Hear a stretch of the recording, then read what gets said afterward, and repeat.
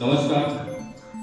सकाळचे 9 वाजले आहेत आणि स्वागत आहे तुमचं तुमच्या आवडत्या न्यूज चॅनल मध्ये गणित 24 तास 2 पाऊल पुढे.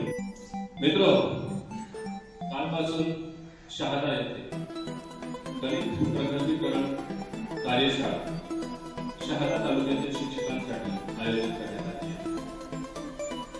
या कार्यशाळेत एकूण 40 शिक्षकांचा सहभाग असून 3 कार्यकुशल असे सुलभ या कार्यशाळेचं संचालन करीत आहे. आज आपण याच कार्यशाळेचा एक भाग म्हणून या ठिकाणी एक विषय हाताळला. या कार्यशाळेची पुस्तिका आहे. त्या पुस्तिकेत गणित शिक्षण आपले राज्य याच्यावर काही मुद्दे देण्यात आलेले आहेत. या मुद्द्यानुसार महाराष्ट्र शासनाने वेगवेगळ्या सरकारी आणि गैर सरकारी संस्थांच्या माध्यमातून भाषा आणि गणित या विषयांवर सर्वेक्षण केलं आणि या सर्वेक्षणानंतर शासनाच्या असं लक्षात आलं की भाषेच्या बाबतीत आपले विद्यार्थी पुढे आहेत, पण गणिताच्या बाबतीत मात्र टक्केवारी जी आहे ती सातत्याने घसरत आहे.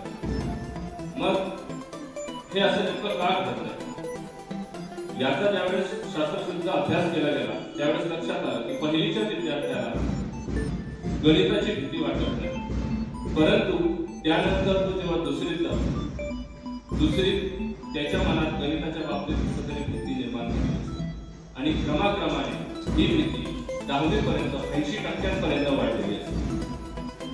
आणि म्हणूनच आजच्या न्यूज चॅनलवर जो विषय निवडलेला आहे तो विषय आहे थप्पड़ से डर नहीं लगता ऐसा गणित से लगता है. आणि या विषयावर चर्चा करण्यासाठी मी काही मान्यवरांना या ठिकाणी आमंत्रित करणार आहे. सर्वप्रथम माझ्या या स्टुडिओमध्ये येतील सचिन सर. यानंतर मी आमंत्रित करेल लक्ष्मी मॅडम.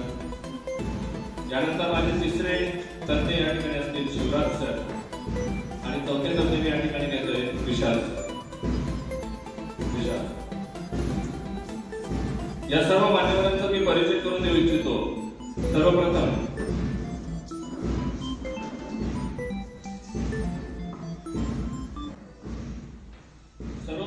मी परिचय करून देतो तुम्हाला सचिन सरांचा. यांनी गणितावर एक शोध निबंध लिहिलेला आहे. तो शोध निबंध जगभरात प्रसिद्ध झालेला आहे आणि यांचा शोध निबंधाचा लाभ घेऊन केनियातील काही विद्यार्थी नापास होता. अर्थातच ते विद्यार्थी नापास होत होते, परंतु यांच्या शोध निबंधामुळे ते नापास होता वाचले.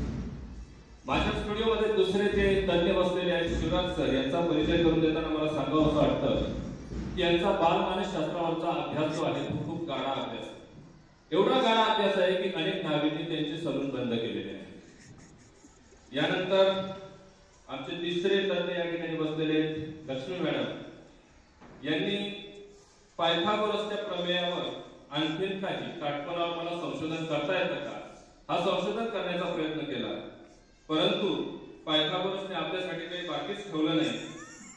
हे जेव्हा त्यांच्या लक्षात आलं तेव्हा मात्र त्यांनी तो छंद सोडला.